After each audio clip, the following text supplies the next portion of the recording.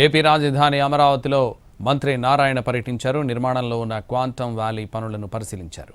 నిర్మాణ పనుల గురించి మంత్రికి సిఆర్డీఏ గుత్తేదారు సంస్థ ప్రతినిధులు వివరించారు.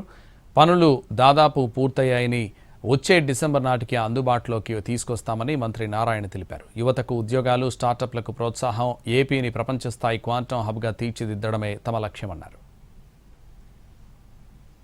ఈ యొక్క క్యాపిటల్ సిటీని గౌరవ ముఖ్యమంత్రి గారు ఇది ఒక నాలెడ్జ్ హబ్ గా ఈ రాష్ట్రంలో దీని ఒక నాలెడ్జ్ హబ్ గా చేయాలని దీని వారు ఏ విధంగా అయితే తెలంగాణ హైదరాబాద్ నగరాన్ని ఐటీ హబ్ గా చేశారో అదేవిధంగా చేయాలనే ఉద్దేశంతో క్వాంటమ్ వ్యాలీ క్వాంటమ్ కంప్యూటర్ ని ఇక్కడ ఎస్టాబ్లిష్ చేసి దీని ఒక క్వాంటమ్ వ్యాలీగా దీన్ని నామకరణం చేయడం జరిగింది. ఆ ఉద్దేశంతో ఏదైతే క్వాంటమ్ వ్యాలీ మిషన్ ని ఏర్పాటు చేయబోతున్నారో అటు ఐబీఎం వాళ్ళు, టీసీఎస్ వీళ్ళందరూ కలిసి దానికి సంబంధించి బిల్డింగు 45,216 చదరపు అడుగుల బిల్డింగ్ ఎంతో వేగవంతంగా కన్స్ట్రక్షన్ జరుగుతుంది. మేజర్ స్ట్రక్చర్ లో మేజర్ పార్ట్ కంప్లీట్ చేశారు.